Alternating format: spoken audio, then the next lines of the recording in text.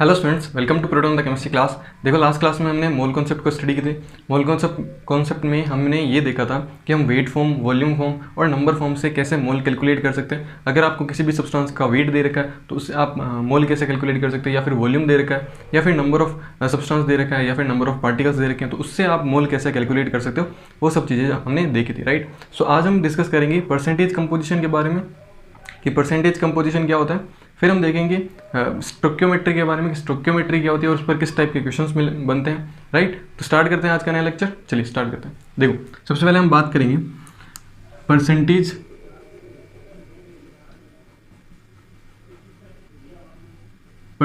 Composition.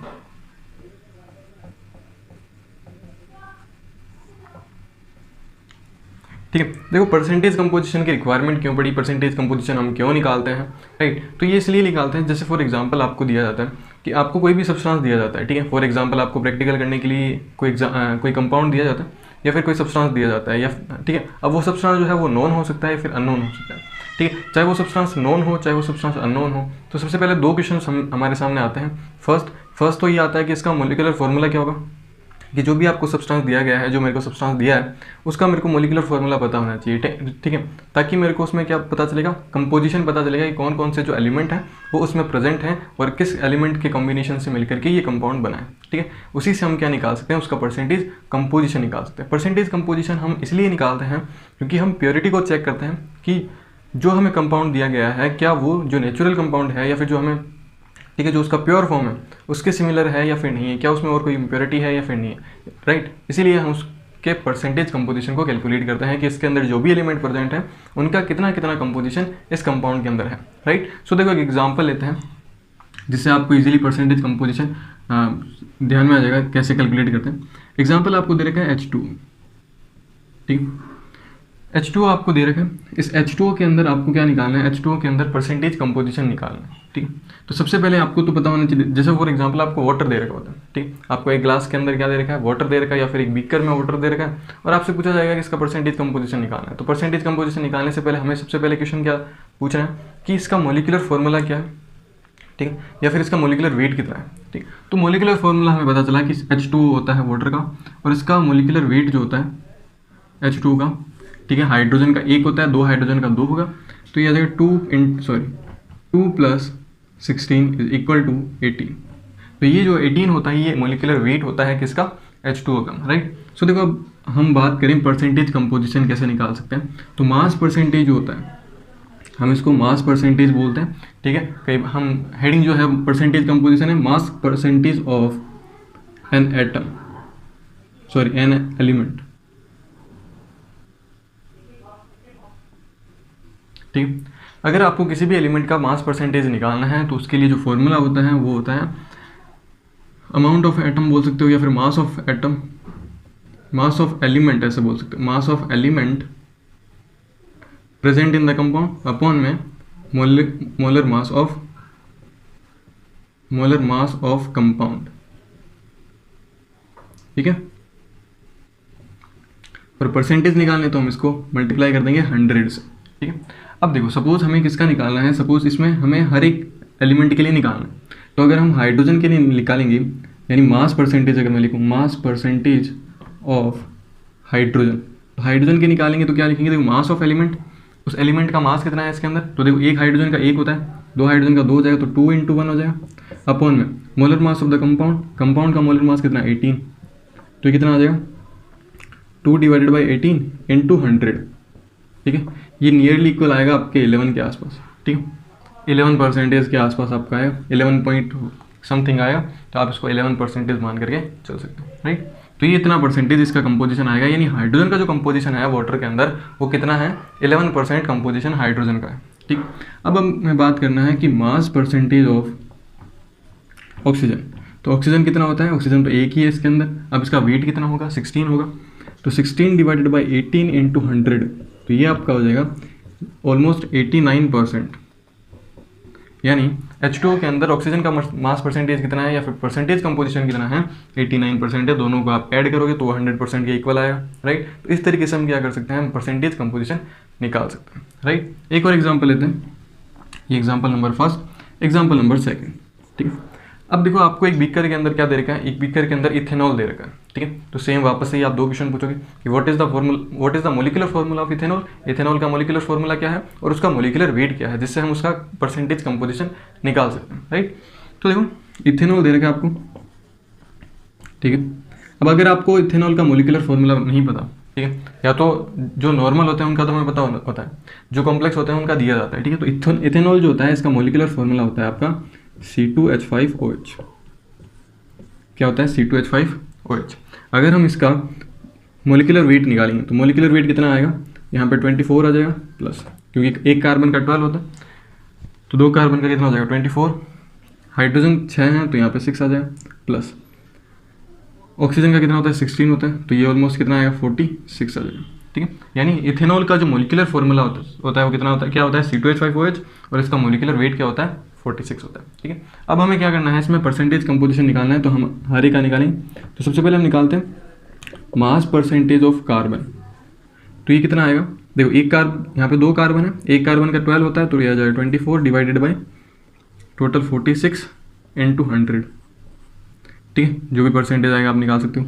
फिर जो आएगा देखो मास परसेंटेज ऑफ हाइड्रोजन, तो हाइड्रोजन यहाँ पे 6 है तो 6 इंटू 1 इक्वल टू 6 फोन में 46 इंटू 100, तो जो भी परसेंटेज आएगा वो आ जाएगा, ठीक है। अगर हम बात करें मास परसेंटेज ऑफ ऑक्सीजन, तो ऑक्सीजन कितना है, ऑक्सीजन एक है, एक ऑक्सीजन का कितना होता है 16 अपॉन में 46 इंटू 100, तो जो भी परसेंटेज आएगा वो आप कैलकुलेट करके यहाँ पे लिख सकते हो। तो ये इस तरीके से हम क्या कर सकते हैं, परसेंटेज कंपोजिशन निकाल सकते हैं किसी भी कंपाउंड के लिए कि उसके अंदर कितना, जो भी एलिमेंट प्रेजेंट है उन सब का क्या क्या परसेंटेज कंपोजिशन प्रेजेंट है, ठीक है। इससे हम प्योरिटी भी चेक कर सकते हैं कि जो आपको कंपाउंड दिया गया है सपोज उसमें इम्प्योरिटीज़ हो, ठीक है, तो हम उससे कंपेयर कर सकते हैं जो उसका प्योर फॉर्म है उससे कि उसमें कितनी इम्प्योरिटीज़ है, ठीक है। जब हम प्योर का परसेंटेज कंपोजिशन निकालेंगे और ये कंपोजिशन निकालेंगे तो दोनों को कंपेयर करेंगे तो उसमें कुछ वेरिएशन आएगा जिससे हम कैलकुलेट कर सकते हैं हाँ इसमें कुछ ना कुछ जो है वो इम्प्योरिटीज़ प्रेजेंट है, राइट। तो ये होता है आपका परसेंटेज कंपोजिशन। अब परसेंटेज कंपोजिशन जो होता है वो कहाँ यूज़ होता है, इसको हम एम्पेरिकल फार्मूला बनाने में भी यूज़ करते हैं, ठीक है। तो आप लोग इसको कॉपी करो, फिर हम देखते हैं कि एम्पेरिकल फार्मूला क्या होता है और इसको यूज़ कैसे करते हैं, राइट। तो आप इसको कॉपी करो। ओके स्टूडेंट्स, अब हम बात करते हैं एम्पेरिकल फार्मूला और मोलिकुलर फार्मूला के बारे में। सो देखो एम्पेरिकल फार्मूला जो होता है वो और मोलिकुलर फार्मूला जो होता है उनमें क्या डिफरेंस होता है, ठीक है। मोलिकुलर फार्मूले के अंदर हमें exact number of atoms present पता होते हैं कि जो भी आपको कंपाउंड दे रखा है उसके अंदर एग्जैक्ट नंबर ऑफ एलिमेंट कितने हैं, ठीक है। सपोज आपको H2O दे रखा है, ठीक है, तो H2O के अंदर हमें पता है कि 2 हाइड्रोजन है और 1 ऑक्सीजन है, यानी टोटल 3 एलिमेंट्स उसमें प्रेजेंट है, ठीक। जैसे फॉर एग्जांपल आपको ग्लूकोज का फार्मूला दे रखा होता है, ग्लूकोज का फार्मूला क्या होता है C6H12O6, ठीक है, ये ग्लूकोज का फार्मूला है, ठीक है। तो ये उसका मोलिकुलर फार्मूला है। तो ये हमें एग्जैक्ट नंबर ऑफ एलिमेंट बताएगा कि इस कंपाउंड के अंदर एग्जैक्ट नंबर ऑफ एलिमेंट कितने हैं, कार्बन कितने हैं, हाइड्रोजन कितने हैं और ऑक्सीजन कितने हैं, ठीक है। तो मोलिकुलर फार्मूला हमें ये बताता है exact number of element which is present in this compound, ठीक है, या दैट कंपाउंड, राइट। अब एम्पेरिकल फार्मूला क्या होता है, एम्पेरिकल फार्मूला जो होता है वो सिंपलेस्ट होल रेशियो होता है, ठीक है, सिंपलेस्ट होल नंबर रेशियो जो होता है वो होता है। जैसे सपोज ये मोलिकुलर फार्मूला है, इसी मोलिकुलर फार्मूले को यानी इस कंपाउंड की मोलिकुलर फार्मूले को हमें कन्वर्ट करना है इसके एम्पेरिकल फार्मूला में, ठीक। तो इसका जो भी सिंपलेस्ट रेशियो बनेगा, ठीक है, उसको ही हम क्या नाम दे देंगे, एम्पेरिकल फार्मूला, ठीक है। अगर मैं इसका सिंपलेस्ट रेशियो बनाऊँ या सिंपलेस्ट होल नंबर रेशियो बनाऊँ तो क्या बनेगा C1H2O6, यानी क्या आ जाएगा, सॉरी O1, यानी क्या आया CH2O, यानी ग्लूकोज का जो एम्पेरिकल फार्मूला होगा वो क्या होगा CH2O, ठीक है। So this is the empirical formula of this compound, ठीक है। ये क्या होता है, ये सिंपलेस्ट रेशियो होता है, ठीक है, जो भी एलिमेंट्स उसमें प्रेजेंट होते हैं उसका सिंपलेस्ट होल नंबर रेशियो होता है, ठीक है। लेकिन जो मोलिकुलर फार्मूला होता है ये एग्जैक्ट नंबर ऑफ एलिमेंट्स हमें बताता है कि उस कंपाउंड के अंदर कितना exact number of elements present है, राइट। तो ये डिफरेंस होता है एम्पेरिकल फार्मूला और मोलिकुलर फार्मूला, ठीक है। अब देखो हमारे पास में एक क्वेश्चन है जिसके अंदर हमें एम्पेरिकल फार्मूला भी कैलकुलेट करना है और मोलिकुलर फार्मूला भी बताना है। तो इस टाइप के क्वेश्चन आपसे पूछे जाते हैं, चाहे वो सब्जेक्टिव एग्जामिनेशन हो चाहे वो ऑब्जेक्टिव एग्जामिनेशन हो, राइट। सो देखो इसको सॉल्व करते हैं, बहुत ही इंटरेस्टिंग क्वेश्चन है, आपकी NCERT के अंदर दे रखा है, ठीक है। तो उसी को हम सॉल्व करते हैं। तो देखो क्वेश्चन क्या है, ए compound contain 4.07% hydrogen, 24.27% carbon and 71.6% chlorine. Its molar mass is 98.96 gram. What is the empirical formula and molecular formula of this? ठीक है। सो देखो इसको कैसे करेंगे, तो जब भी आपको परसेंटेज दे रखे हो, ठीक है। फिजिकल केमिस्ट्री में बहुत सारे क्वेश्चन होते हैं जो कि परसेंटेज बेस्ड होते हैं, ठीक है। हमें पहले परसेंटेज को सॉल्व करना होता है। तो जब भी आपको परसेंटेज के क्वेश्चन दे रखे हों तो हमेशा आपको यूनिट मेथड लगाना है एक, कि आपको हमेशा जो भी आपको कंपाउंड दे रखा है या जो भी सब्सटेंस दे रखा है उसका आपको इनिशियली में क्या मान के चलना है कि वो आपके पास में 100 ग्राम्स है, ठीक है। क्योंकि परसेंटेज को हम जब कन्वर्ट करते हैं तो हम 100 से करते हैं, ठीक है। अगर आप 10 ग्राम मान करके चलोगे तो उसमें फिर कैलकुलेशन में दिक्कत आएगी, ठीक है। बहुत से स्टूडेंट जो होते हैं या फिर बहुत से लोग जो होते हैं वो 10 ग्राम से मान करके चलते हैं, लेकिन उसमें बहुत सारी दिक्कतें आती हैं। फिर आपकी कैलकुलेशन स्ट्रॉन्ग होनी चाहिए, राइट। तो इसीलिए हम 100 ग्राम मान करके चलते हैं जिससे परसेंटेज जो है वो इजीली सॉल्व हो जाए, ठीक है। तो सपोज हमारे पास में जो भी कंपाउंड दे रखा है, ठीक है, वो कितना है 100 ग्राम कंपाउंड है, ठीक है। जो भी कंपाउंड है, जो भी ये सब चीज़ें हैं, ये 100 ग्राम है। हमें नहीं पता कि कौन सा कंपाउंड है, उसका मोलिकुलर फॉर्मूला नहीं पता, उसका एम्पेरिकल फॉर्मूला नहीं पता, बट हमें कंपोजिशन पता है, परसेंटेज कंपोजिशन। ये इसका परसेंटेज कंपोजिशन हाइड्रोजन का इतना है, कार्बन का परसेंटेज कंपोजिशन इतना है, क्लोरीन का परसेंटेज कंपोजिशन इतना है, ठीक है। बट हमें मोलिकुलर फॉर्मूला कैलकुलेट करना है, एम्पेरिकल फॉर्मूला कैलकुलेट करना है। तो हमें मान के चलना है कि वो हमें जो सबसे दे रहेगा वो कितना है 100 ग्राम। इस 100 ग्राम के अंदर हमारे पास में 4.07 ग्राम क्या है, 4.07 ग्राम आपके पास में हाइड्रोजन प्रेजेंट है, 24.27 ग्राम आपके पास में क्या है कार्बन प्रेजेंट है, फिर आपके पास में 71.65 ग्राम जो है वो क्लोरीन प्रेजेंट है, ठीक है। तो जो भी परसेंटेज है कंपोजिशन वो सॉल्व हो गया। अब परसेंटेज को हमने किस में कन्वर्ट कर दिया, ग्राम में कन्वर्ट कर दिया। तो ये फर्स्ट स्टेप होता है परसेंटेज को ग्राम कन्वर्जन, ठीक। अब इन ग्राम से हम क्या निकालेंगे, मोल्स निकालेंगे कि इनकी मोल्स कितने हैं। तो अगर हम मोल्स की बात करें तो देखो मोल्स कैसे कैलकुलेट करेंगे, आपको वेट दे रखा है, ठीक है। तो वेट अपॉन में मोलिकुलर वेट क्या दे देगा, आपको मोल्स दे देगा, ठीक है। तो इसका वेट कितना है, मैं 4 मान के चल रहा हूँ अप्रॉक्स, अपॉन में हाइड्रोजन का मोलिकुलर वेट होता है 1, तो यह आ जाएगा आपका 4 मोल, यानी 4 मोल हाइड्रोजन उसमें प्रेजेंट है। इस कार्बन की बात करें तो कार्बन 24 डिवाइडेड बाई 12, यह आ जाएगा 2 मोल। क्लोरीन की बात करें तो अप्रॉक्स 71 लेकर के चलते हैं, 35.5 होता है, तो ये आपका आ जाएगा 2 मोल अप्रॉक्स, ठीक है। अप्रॉक्स मान के कैलकुलेशन के लिए हम चलते हैं। तो इसका जो रेशियो आएगा वो क्या आएगा 4:2:2, ठीक है। इसको और सिंपल हम कैसे कर सकते हैं 2:1:1 कर सकते हैं। तो देखो आपके पास में हाइड्रोजन जो है, कार्बन जो है वो और क्लोरीन, हाइड्रोजन का रेशियो कितना है 2 रेशियो है, 2 रेशियो, कार्बन का 1 है, रेशियो 1, ठीक है, यानी 2:1:1। तो इसका जो एम्पेरिकल फार्मूला बनेगा, इसी से हम एम्पेरिकल फार्मूला जनरेट करेंगे। तो जो आपका एम्पेरिकल फार्मूला बनेगा वो क्या बनेगा, कुछ इस तरीके से बनेगा CH2Cl, ठीक है। So this is the empirical formula, इसको हम क्या बोलेंगे एम्पेरिकल फार्मूला, ठीक है। हिंदी में एम्पेरिकल फार्मूले को बोलते हैं हम मूलानुपाती सूत्र, ठीक है। अगर कोई हिंदी मीडियम का है तो हम यहाँ लिखेंगे मूलानुपाती सूत्र, ठीक है। तो ये आ जाएगा एम्पेरिकल फार्मूला। एम्पेरिकल फार्मूला क्या होगा CH2Cl, ठीक है। अब जब हमें एम्पेरिकल फार्मूला पता चल गया, हम एम्पेरिकल फार्मूला से क्या कैलकुलेट कर सकते हैं, मोलिकुलर फार्मूला कैलकुलेट कर सकते हैं। कैसे, तो सबसे पहले आपको क्या करना पड़ेगा, इसका मोलिकुलर वेट पता करना चाहिए, एम्पेरिकल वेट जिसको भी बोलते हैं, ठीक है। तो ये CH2Cl है, ठीक है। तो इसका अगर हम वेट देखें तो कितना आएगा, कार्बन का 12 होता है, हाइड्रोजन का 2 हो जाएगा, प्लस क्लोरीन का कितना हो जाएगा 35.5 हो जाएगा, ठीक है। तो अगर हम इसको लें तो ये कितना आएगा 14 और ये आप 49 के आसपास आ जाएगा ना, 49 ग्राम्स के आसपास आ जाएगा, राइट। हाँ ठीक, 49 ग्राम्स के आसपास आएगा, 49.5 के आसपास आप मान सकते हो उसको। चलिए अब देखो ये हमारे पास में ये आ गया। अब हम इसको किससे डिवाइड करेंगे, इसके मोलर मास से डिवाइड कर देंगे, ठीक है। यानी हम किसको एम्पेरिकल फॉर्मूला मास को डिवाइड करेंगे किससे, इसके मोलर मास से। तो कितना आएगा 49 डिवाइडेड बाय आप इसको 98 है, तो अप्रोक्स आप मान सकते हो ये आएगा आपका 50, सॉरी अप्रोक्स 2 मान लो आप, ठीक है 2 आएगा। यानी ये जो है ये n की वैल्यू है, कितनी है ये 2, ठीक। इस 2 को आपको क्या करना है, इससे मल्टीप्लाई कर देना है, तो इसका क्या आ जाएगा मोलिकुलर फार्मूला आ जाएगा। तो इसका मोलिकुलर फार्मूला क्या आएगा,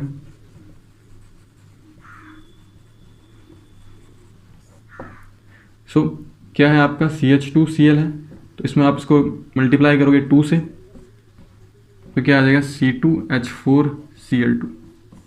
so this is the molecular formula of this compound, ठीक है। इस सिचुएशन के अंदर, यानी इसके अंदर अगर हम बात करें, ये जो भी कंपोजिशन दे रखे थे इनको हम ऐड करके एम्पेरिकल फार्मूला और मोलिकुलर फार्मूला हमने निकाल लिया। एम्पेरिकल फार्मूला से मोलिकुलर फार्मूला कैसे निकाला जाता है, जो भी आपका एम्पेरिकल फार्मूला है उसका पहले आप वेट कैलकुलेट करो, उसके वेट को आप किससे डिवाइड करोगे, उसके मोलर मास से डिवाइड करोगे तो जो भी आपके पास में n की वैल्यू आएगी उसको आप किससे मल्टीप्लाई करोगे, आप उसको उसके एम्पेरिकल फार्मूला से मल्टीप्लाई कर दोगे तो आपके पास में क्या आ जाएगा, मोलिकुलर फार्मूला आ जाएगा। तो ये आपका मोलिकुलर फार्मूला है, ठीक है। तो इस तरीके से आप एम्पेरिकल फार्मूला और मोलिकुलर फार्मूला निकाल सकते हो परसेंटेज कंपोजिशन की हेल्प से। सबसे पहले आपको क्या करना है, उसका आपको 100 ग्राम मान करके चलना है, उसमें से आपको ग्राम में कन्वर्ट करना है परसेंटेज को, फिर उसका मोल कन्वर्जन करना है। मोल से जो रेशियो आएगा उससे आपका क्या मिल जाएगा, एम्पेरिकल फार्मूला। एम्पेरिकल फार्मूला से आप उसको मोलर मास से डिवाइड करोगे, मोलर मास से डिवाइड करने के बाद आपको n मिलेगा। इस n को आप मल्टीप्लाई करोगे किससे, उसके एम्पेरिकल फार्मूला से। एम्पेरिकल फार्मूला से n को मल्टीप्लाई करोगे तो आपके पास में मोलर फार्मूला आ जाएगा, राइट। तो ये स्टेप होता है, इस तरीके से आप एम्पेरिकल फार्मूला और मोलिकुलर फार्मूला कैलकुलेट कर सकते हो, राइट। आप इसको कॉपी करो, फिर हम एक और क्वेश्चन करते हैं। ओके स्टूडेंट्स, तो एक और टाइप का क्वेश्चन करते हैं जो कि परसेंटेज कंपोजिशन से रिलेटेड ही है। तो देखो क्वेश्चन आपको ऐसा है कि आपको इंसुलिन दे रखी है, ठीक है। अब इंसुलिन दे रखी है, ठीक है, इंसुलिन हार्मोन दे रखा है और उसके अंदर हमें पता चला है कि 0.2% वेट जो है उसका, इसमें किसमें क्या मिला है, 0.2% वेट जो है वो मिला है हमें सल्फर, ठीक है। क्या मिला है, 0.2% वेट जो है वो सल्फर का मिला है। तो आपको ये बताना है कि जो इंसुलिन है इसका मिनिमम मोलिकुलर वेट कितना होगा, ठीक है। क्या बताना है आपको, मिनिमम मोलिकुलर वेट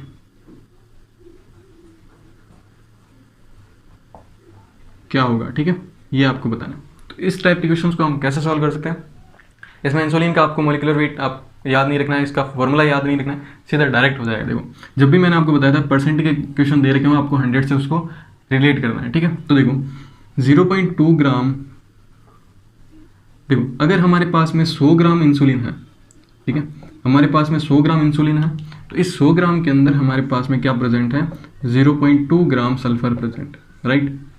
रिलेट कर सकते हैं हम इससे, यानी 0.2% वेट दे रखा है सल्फर का, इसका मतलब 100 ग्राम हमारे पास में इंसुलिन है, उस 100 ग्राम इंसुलिन के अंदर हमारे पास में क्या है, 0.2 ग्राम सल्फर, यानी 0.2 ग्राम सल्फर जो है, ठीक है, 100 ग्राम इंसुलिन में प्रेजेंट है, राइट। अगर हमारे पास में 1 ग्राम सल्फर हो, क्या हो, 1 ग्राम सल्फर हो, तो इंसुलिन कितनी होगी, इंसुलिन होगी 100 डिवाइडेड बाई 0.2 ग्राम, ठीक है।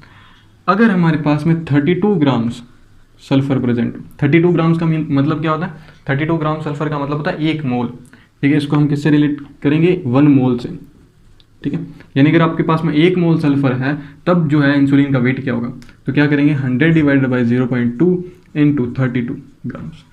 जब हम इसको सॉल्व करेंगे तो ये कितना आएगा, 0.0 ऊपर चला जाएगा, तो कितना आ जाएगा 16,000, ठीक है, ग्राम्स, यानी कितना आ जाएगा आपका 16 kg आ जाएगा। यानी कितना होगा, इंसुलिन का मिनिमम वेट कितना होगा, इंसुलिन का मिनिमम वेट कितना होगा, 16 kg होगा। जब अगर 16 kg होगा तो उसके अंदर 0.2 जो है वो परसेंटेज वेट इसमें सल्फर का प्रेजेंट होगा, राइट। तो आप इस तरीके से कर सकते हो। एक टाइप के क्वेश्चन और बनते हैं, आप सिर्फ फॉर्मूला लिखो, बाकी इतने पूछे नहीं जाते। अगर आपको number of gram atoms they रखे हैं, क्या दे रखे हैं, number of gram atoms they रखे हैं और आपसे पूछ लिया जाता है उसका एक्चुअल वेट, ठीक है, तो उसको आप डिवाइड करोगे किससे, उसके minimum atomic weight, sorry minimum molecular weight से, ठीक है। सपोज आपको एक्चुअल वेट के बताना किसी का, ठीक है, कि आपको कोई भी सब्सटेंस दे रखा है या फिर कोई भी आपको जैसे कार्बोहाइड्रेट दे रखा है, तो कार्बोहाइड्रेट के अंदर कार्बन इतना परसेंट है तो उसका एक्चुअल वेट जो है वो कितना होगा। तो आप एक्चुअल वेट निकाल सकते हो अगर आपके पास में उसके number of gram atoms present है और उसका आपके पास में मिनिमम मोलिकुलर वेट प्रेजेंट है। तो पहले आपको मिनिमम मोलिकुलर वेट कैलकुलेट करना पड़ेगा और आपको ग्राम एटम्स प्रेजेंट होंगे, ठीक है। सपोज 4 है और ये आता है 16 kg, तो इसको आप मल्टीप्लाई करके आप क्या निकाल सकते हो, एक्चुअल वेट निकाल सकते हो, राइट। तो इस तरीके के क्वेश्चन बन सकते हैं, राइट। तो अब हम बात करते हैं स्टोइकियोमेट्री के बारे में कि स्टोइकियोमेट्री क्या होती है और उससे जो है वो किस टाइप से क्वेश्चंस बन सकते हैं, उसको हम कैसे रिलेट कर सकते हैं, राइट। आप इसको कॉपी करो। ओके स्टूडेंट्स, अब हम बात करते हैं स्टोइकियोमेट्री के बारे में। तो देखो स्टोइकियोमेट्री क्या होती है, स्टोइकियोमेट्री की अगर हम बात करें तो स्टोइकियोमेट्री हमें ये बताती है, या फिर हम ये बोल सकते हैं कि जो एलिमेंट होता है उसका मेजरमेंट होता है, ठीक है। कितने एलिमेंट के साथ में रिएक्शन करके नए प्रोडक्ट का फॉर्मेशन करता है, ठीक है। तो देखो सबसे पहले अगर हम बात करें कि रिएक्शन को लेकर के, तो सबसे पहले हम बात करते हैं केमिकल रिएक्शन। ये केमिकल रिएक्शन क्या होती है, तो कोई भी एक केमिकल रिएक्शन होती है उसका जो मेन जो पैटर्न होता है वो क्या होता है, उसमें रिएक्टेंट प्रेजेंट होते हैं,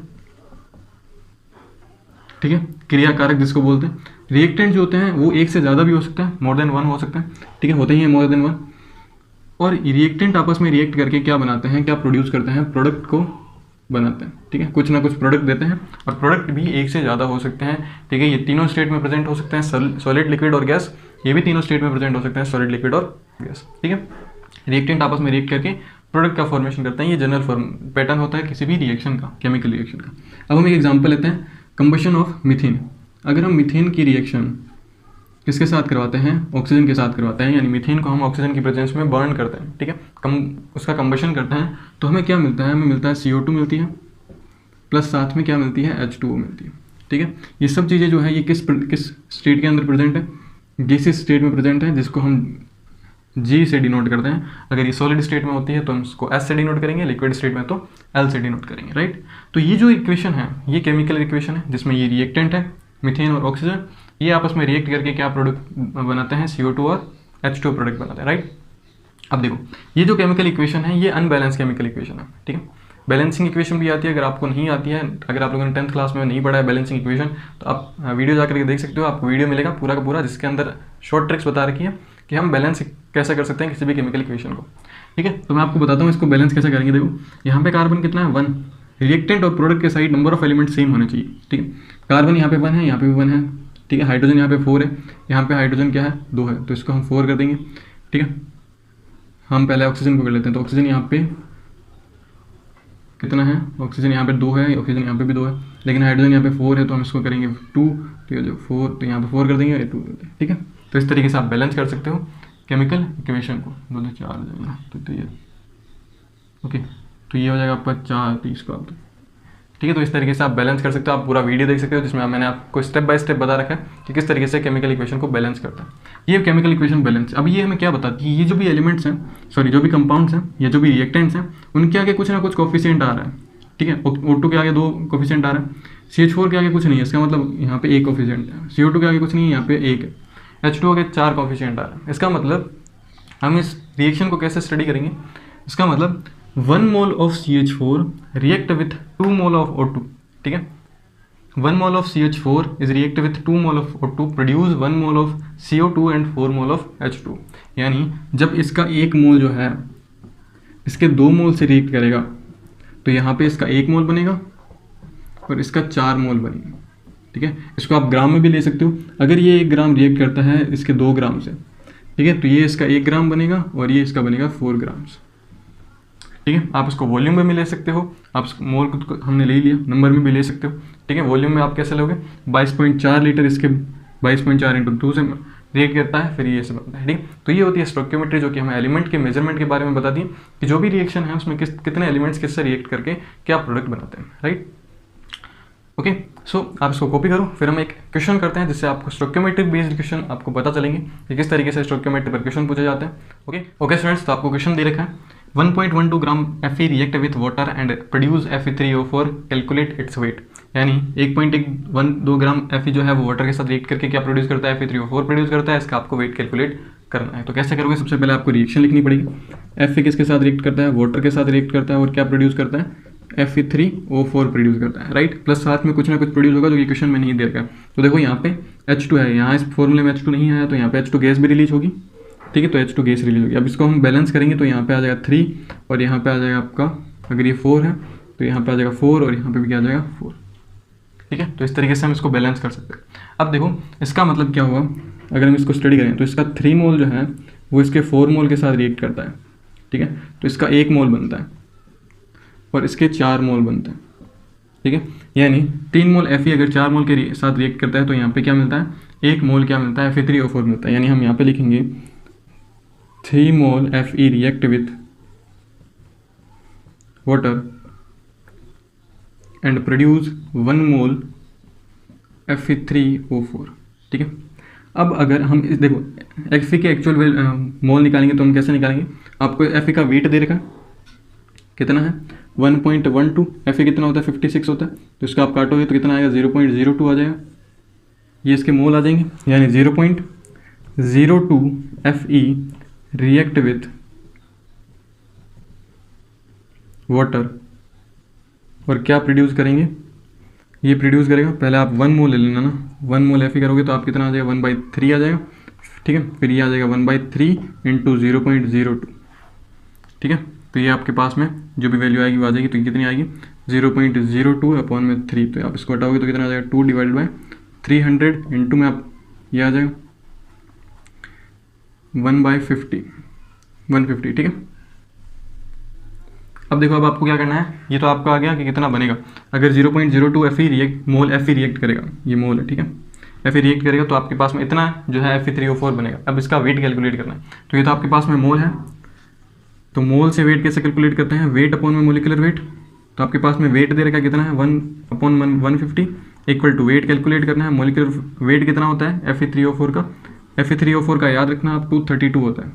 कितना होता है 232। जब आप यहाँ करोगे तो ये आ जाएगा 232 divided by 150 is equal to weight. तो आप जब इसको डिवाइड करोगे तो आपके पास में वेट आ जाएगा, एक्चुअल वेट आ जाएगा किसका Fe3O4 का, कि अगर 1.12 ग्राम Fe रिएक्ट करेगा तो Fe3O4 का कितना ग्राम जो है या कितना वेट जो है वो बनेगा, राइट। तो इससे आप क्या कर सकते हो, स्टोइकियोमेट्री से इस टाइप के क्वेश्चन को सॉल्व कर सकते हो, राइट।